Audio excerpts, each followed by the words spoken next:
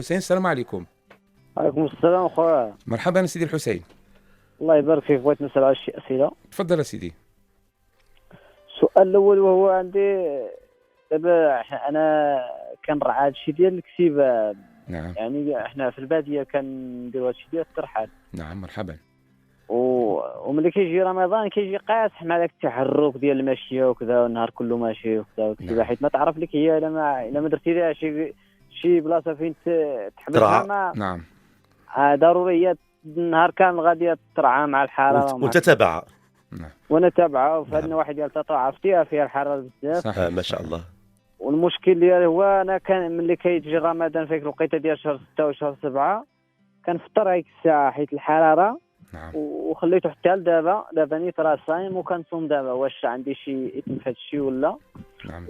والسؤال الثاني وهو هذا الشيء ديال الا كنتي بحال كنتي صايم وانت جلك كذوب ولا شي حاجه كذبتي ولا شي حاجه، واش يبطل الصيام ولا لا؟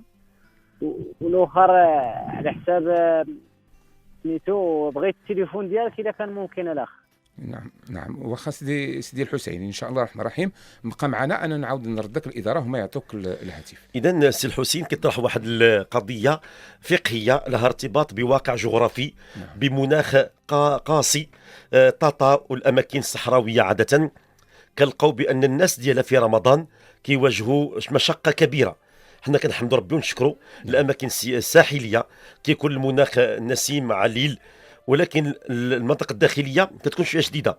ولكن المغرب كله بوجهه عامه فهو نعمه. يعني احنا عندنا كليماتيزور طبيعي من السماء. لو ان الاخ الكريم سي الحسين من طاطا زار الدول العربيه، نعم. خصوصا العربيه السعوديه او دول الخليج، غادي يلقى بان المناخ ديالهم قاري وشديد وحراره مفرطه. يعني ان في رمضان او غير رمضان مع الزوال كان هناك الشليم، يعني واحد الحراره مفرطه.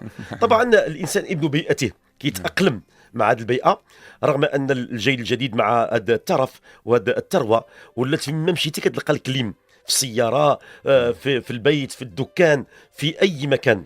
الان السي الحسين كيقوم بواحد الوظيفه، كيقوم بعمليه راعي الغنم كسيبه. نعم. خصو اول حاجه يعرف السي الحسين بانه يقوم بوظيفه الانبياء والمرسلين. ما شاء الله. هذه وظيفه ديال الانبياء اللي كيكسب. حنا كنقول لك اشنو هو هذاك راه غير خماس، غير راعي الغنم. ما شاء الله. راه راعي الغنم راه هما كلهم الانبياء والمرسلين. حتى قال النبي صلى الله عليه وسلم: ما من نبي الا ورعى الغنم. نعم. قالوا وانت يا رسول الله؟ قال وانا كنت ارعاها على قراريط لاهل مكه. وسيدنا موسى عليه السلام الكليم ملي كلموا الله تعالى قال لي: وما تلك بيمينك يا موسى؟ قال: هي عصاي أتوكأ عليها وأهش بها على غنمي ولي فيها مآرب أخرى. قال الأنبياء كلهم، حتى سيدنا سليمان اللي كان الوالد ديالو ملك وهو ملك وكانت هوايته رعي الغنم. فهذه مهمة مباركة كنقولها علاش؟ باش نخلي السي الحسين وأمثاله يشعر بالراحة والطمأنينة بأنه راه كيقوم بالعبادة. نعم. هو غيتغلب على الحراره ديال الشمس في رمضان.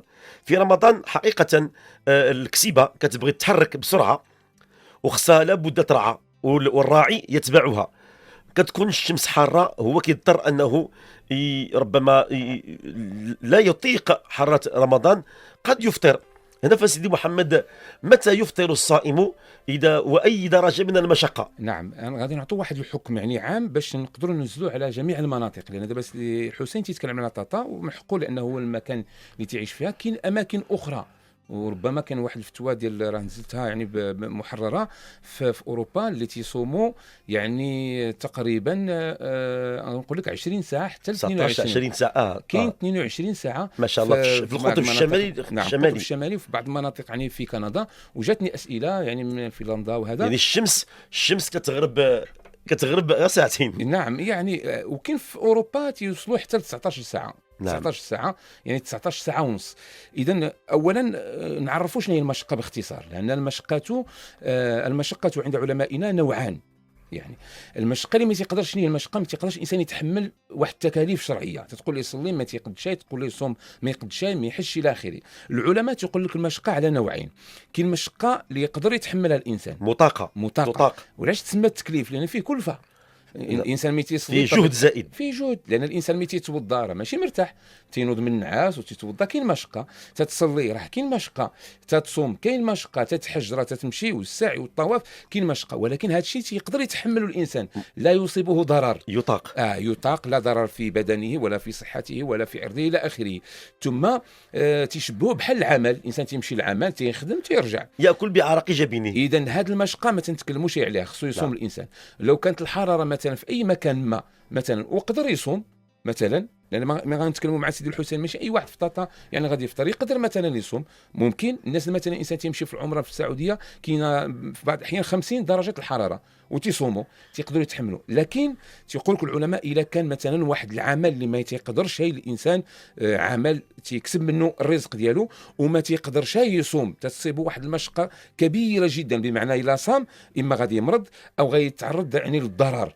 هنا تجي هذيك القاعده التي استنبطها، هي قاعده كليه: المشقه تجلب التيسير. تجلب التيسير. لقوله صلى الله عليه وسلم: لا ضرر ولا ضرار. فاذا سيدي الحسين تيرد تلك الايام في الوقت اللي غادي يستطيع، والحمد لله يعني لا اثم عليه. نعم. هذا باتفاق العلماء. نعم. يعني تيتكلموا على الفلاحات. قال الله عز وجل: وعلى الذين يطيقونه نعم. قال ابن عباس: يطيقونه بمشقة زائدة. نعم. والعلماء تيتكلموا حتى على الحصاده، يعني نعم. اللي مثلا في رمضان اللي تيجي في شهر 8 في شهر 7 في شهر 6 وتيكون يعني هذاك هو الرزق ديالهم، وإلا يعني خدموا يعني يتصابهم ضرر. انا كان جاتني سؤال من ايطاليا، وكان مجموعه من الشباب اللي كان تيخدموا في فتره ديال البرد، ماشي فتره الصيف حتى هي شديده، لان نعم. تيفيقوا مع 5 الصباح والبرد تيجي بالجوع وخصهم واحد الطاقه زائده. نعم. تعرفوا البطاريه كتخوى ديال الجسم. نعم. فكان البعض فيهم تيصوموا، كان يعني المسؤولين عليهم تيمنعوهم، ولكن كان الاختيار. بعد ذلك توفى واحد المسلم لانه يعني تعرض للهلاك. نعم. فقلت لهم هذا ماشي من شرع الله تعالى. لا. فسيدي ربي تيعطيك الرخصه. نعم. الا ما عندك شي القدره باش تصوم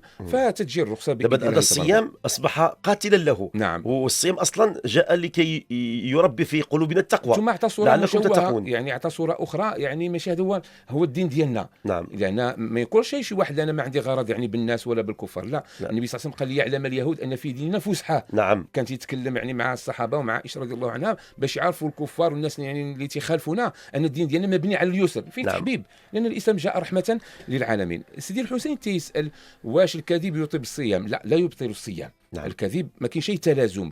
نعم قد ينقص من الاجر والثواب. نعم. الثواب. اللي وقع خلاف بين العلماء هي الغيبه.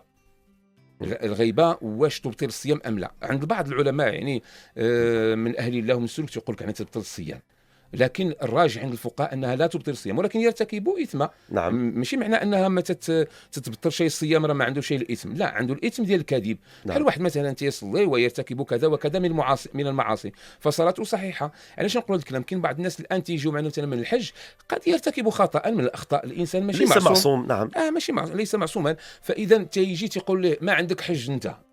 هذه الكلمه تتقول اكثر واقبح من هذاك العمل اللي دار.